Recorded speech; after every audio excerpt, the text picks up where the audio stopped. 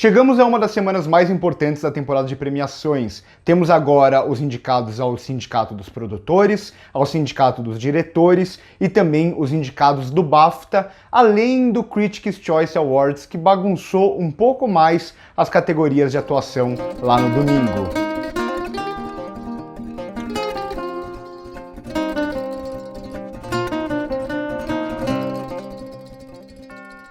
Nesse vídeo eu vou focar muito no Sindicato dos Produtores e no Sindicato dos Diretores. Isso porque o Critics' Choice eu vou passar bem rapidamente, apenas por algumas questões que eu acho um pouco mais relevante, e o BAFTA esse ano, diferente de todos os anos, eu sempre falo, o mais importante para o Oscar, as melhores prévias para o Oscar são os sindicatos e o BAFTA, porque tem muitos votantes parecidos. Só que o BAFTA vinha sofrendo várias críticas por privilegiar filmes com maior orçamento de campanha, por faltar representatividade e tudo mais, e teve uma grande mudança esse ano e a gente já sentiu nos indicados. Então eu vou fazer um vídeo especial do BAFTA lá no IGTV para comentar todas essas questões, isso porque o vídeo daqui eu vou focar um pouco mais no Oscar, e o BAFTA esse ano, pelo incrível que pareça, ele não é uma prévia para o Oscar definitivamente, então o BAFTA escolheu ser como se fosse uma premiação totalmente independente, totalmente diferente, e que conseguisse tentar equilibrar os filmes mais independentes, os filmes internacionais e também aqueles filmes que devem aparecer no Oscar. Então eu comento tudo isso do BAFTA melhor lá no Instagram, lá no IGTV. O nosso Instagram tá aqui embaixo no primeiro comentário fixado. Sobre o Critics' Choice, a gente tem algumas confirmações que vem vindo da temporada. Então a gente tem o Nomadland como grande vencedor, a gente tem a Chloe Zhao como melhor diretora, os dois favoritos aqui nessas duas categorias, além da confirmação do Chadwick Boseman como melhor ator por Ma Rainey's Black Bottom e também o Daniel Kaluuya como melhor ator coadjuvante por Judas e o Messias Negro, que eu também fiquei muito feliz com mais um prêmio que ele conquistou. Para melhor roteiro adaptado, Nomadland mais uma vez confirmando muito do favoritismo dele para a temporada de premiações, fico muito feliz com isso também. Já em roteiro original, a gente tem uma leve bagunçada, porque a gente vê o Set de Chicago como grande favorito, e aqui a gente tem Bela Vingança vencendo o Critics' Choice Awards nessa categoria, o que bagunça um pouco e mostra quem pode ser o grande candidato para competir com o Set de Chicago, que continua sendo favorito.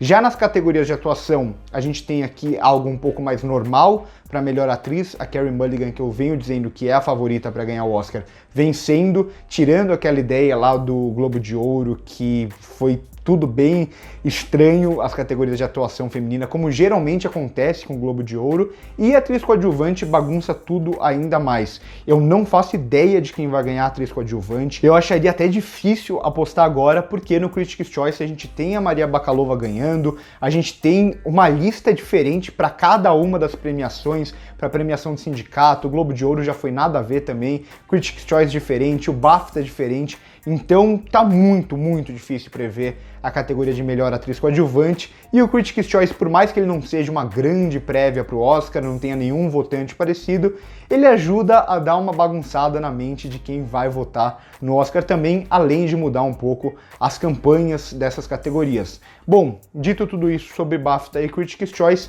vamos para os dois mais importantes aqui, que é o PGA, o Producers Guild of America, que é o Sindicato dos Produtores, e o DGA, que é o Sindicato dos Diretores. E deixando bem claro, esse vídeo aqui não vai mudar em nada o vídeo que eu fiz ontem com as minhas indicações finais para o Oscar. Então as minhas indicações continuam sendo aquelas, aqui eu só trago um pouco mais sobre o que está mudando na temporada, mas mantenho as minhas indicações. Então começando pela categoria de animação no PGA, não tem nada de novo aqui, é exatamente a mesma lista que eu coloquei ontem nos meus indicados a melhor animação para o Oscar. E não deve mudar muita coisa para o Oscar, pelo menos 4 dessas 5 animações eu acho que deve entrar no Oscar. A única que ainda corre um pouco de risco, eu diria que é os Croods 2. Indo para a categoria de documentário, aí eu já acho mais interessante, porque a gente tem a categoria de documentário tanto no DGA, de melhor direção em documentário, quanto no PGA em melhor produção de documentário, ou que seria o melhor documentário da temporada. E é muito interessante a gente ver aqui como dois dos que eu colocava como favoritos nessa categoria de documentário acabaram ficando de fora. A gente não viu Creep Camp em nenhuma das duas listas e a gente não viu também Collective, o documentário romeno, em nenhuma das duas listas, nem do DGA nem do PGA. E isso é interessante porque, mas Collective é estrangeiro, isso não pode pesar um pouco?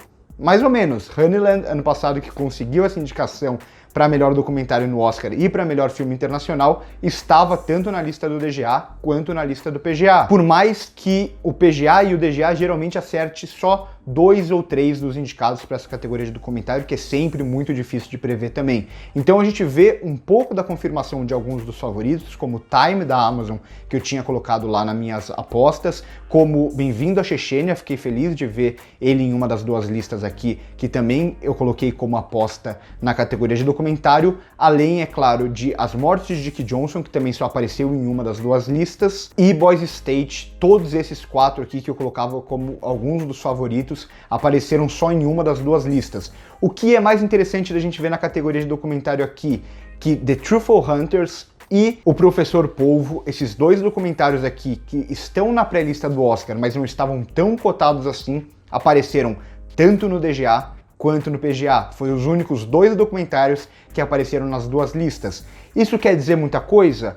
Não tanto, pode ser que nenhum dos 2 apareçam no Oscar, mas é inevitável que eles ganhem um pouco de força nessa reta final pro Oscar. Eu não acho o Professor Polvo nada demais, eu não queria ele indicado ao Oscar, já deixo bem claro aqui, documentário da Netflix, tem lá para vocês assistirem, e The Truffle Hunters eu não posso comentar porque eu não assisti ainda. Mas acho interessante, em uma corrida que parecia ser 6 documentários brigando por 5 vagas, a gente tem mais 2 concorrentes aqui entrando, e parece que vai ser uma briga de 8 documentários para 5 vagas. Mas eu continuo mantendo os meus 5 indicados das minhas apostas de ontem. Indo agora para as duas categorias principais aqui, a principal do PGA e a principal do DGA. A principal do PGA, que seria o melhor filme, e geralmente o PGA acerta bastante a categoria de melhor filme, ou seja, o vencedor do PGA geralmente vence o Oscar de melhor filme. Não sempre, mas na maioria das vezes. E além disso, o PGA geralmente acerta entre 7 e 9 indicados para o Oscar.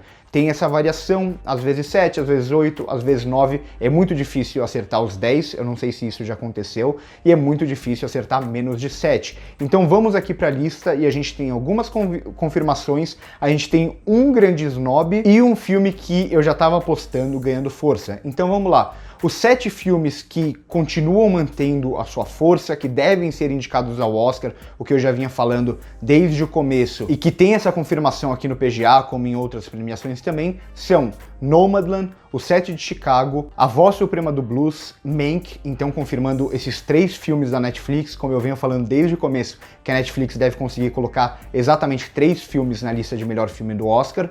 Além deles, Minari, Uma Noite em Miami e Bela Vingança. Esses 7 filmes aqui eu colocaria como garantido já no Oscar de melhor filme, pode ser que eu erre um ou outro, mas esses 7 filmes estão muito, muito fortes para serem indicados ao Oscar. E aí a gente tem essas 3 vagas que eu falo desde o começo, que são as 3 vagas que estão mais em aberto, isso se o Oscar tiver 10 indicados para essa categoria, que eu acho que não vai acontecer, acho que deve ficar ali entre 8 e 9. Aqui a gente tem um grande snob que eu dava como certo pro Oscar, e eu ainda acho que vai ser indicado ao Oscar de melhor filme, que é The Father, Meu Pai, filme com Anthony Hopkins e com a Olivia Colman, que teve uma campanha muito, muito ruim da Sony, mas ainda assim estava conseguindo as indicações em todas as outras premiações.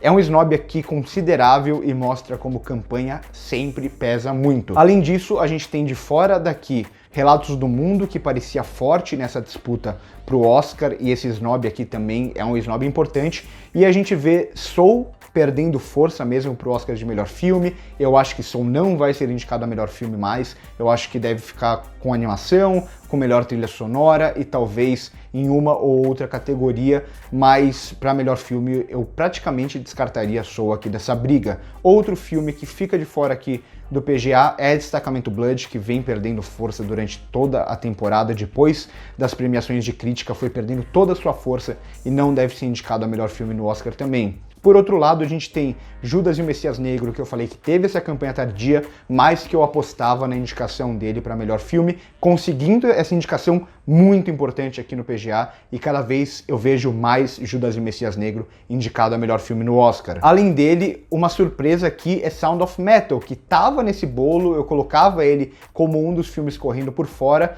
mas conseguiu desbancar outros filmes mais favoritos que ele aqui no PGA, e isso pode dar força para ele conseguir uma possível ali 9ª ou 10ª indicação ao Oscar.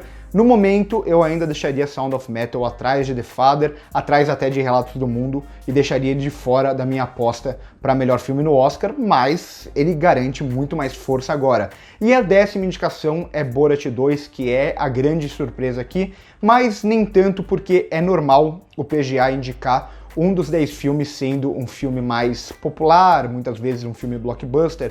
Algumas vezes esse filme consegue indicação ao Oscar, como foi o caso de Coringa no passado, porque tinha muitos méritos para conseguir essa indicação, e Pantera Negra no ano anterior. Mas muitas vezes esse filme aqui a gente já sabe que ele não vai conseguir indicação ao Oscar de melhor filme. Eu acho que é o que vai acontecer com Borat 2, assim como aconteceu com Mulher Maravilha em 2018, assim como aconteceu com Deadpool lá em 2017. Então é bem comum essa indicação de um filme um pouco mais popular, e por isso eu acho que Borat entra um pouco nesse sentido e não deve conseguir indicação para melhor filme no Oscar. Eu acho que ele nem tem tanta força assim nessa categoria. Então a gente tem aqui a lista dos 10 filmes do PGA, e eu diria que 7 ou 8 dela, pelo menos, vai conseguir indicação ao Oscar. Colocaria o 7 ali, que eu já coloquei, os 7 principais, e mais Judas e o Messias Negro, que vem ganhando força. Eu acho que esses 8 devem conseguir indicação ao Oscar. Entrando na lista do Sindicato dos Diretores, o DGA, a gente tem praticamente a mesma lista que eu coloquei ali nas minhas apostas finais, e deve acertar aqui pelo menos 4 dos 5 diretores. A gente tem 3 garantidos, algo que eu venho falando desde o começo, que é Chloe Zhao, Aaron Sorkin e David Fincher. Eu colocaria esses 3 diretores como garantidos. Além deles, a gente tem uma briga de 3 por 2 vagas. Aqui no DGA a gente teve a indicação do Lee Isaac-Chung, que eu coloquei nas minhas apostas finais para o Oscar, e a Emerald Fennell, que eu tinha tirado nas minhas apostas finais para o Oscar para colocar o Lee Isaac-Chung. E quem acabou caindo fora na lista do DGA foi a Regina King, que acabou ficando fora aqui, mas eu ainda acho que ela tem grandes chances de ser indicada ao Oscar. Eu acho que essa última vaga pode ficar na disputa entre a Emerald Fennell e a Regina King, algo que eu venho falando, é muito difícil o Oscar indicar 3 mulheres nessa categoria, seria algo histórico a indicação de 2 já, e tem muita gente ainda na academia que é contra a indicação de mulheres, todo esse problema da galera da velha guarda da academia. Então eu acho que no momento o Lee Isaac-Chung se fortalece bastante para o Oscar, e talvez essa última vaga fique entre a Emerald Fennell, que consegue a indicação ao DGA muito importante, e também a Regina King por Uma Noite em Miami. Então vamos ver, vamos ficar observando. Semana muito importante para toda essa corrida pelo Oscar, para alguns filmes ganhando força, outros perdendo um pouco de força. E para quem quer saber mais sobre o BAFTA, que teve todas as indicações muito diferentes do que muita gente esperava, do que eu esperava, e não funciona muito bem mais como uma prévia para o Oscar, mas eu achei muito interessante o que eles fizeram. Tudo isso eu comento lá no IGTV. Ainda não sei se vou ser eu que vou comentar ou a Ilana, mas hoje à noite lá no nosso IGTV vai ter esse vídeo comentando todas essas questões sobre as indicações do BAFTA. Por hoje é isso, espero que vocês tenham gostado do vídeo. Curte o vídeo se gostou, se inscreve no canal se ainda não é inscrito. Fiz esse vídeo aqui correndo, logo que saíram as indicações do DGA. Espero que vocês tenham gostado. Por hoje é isso e corta.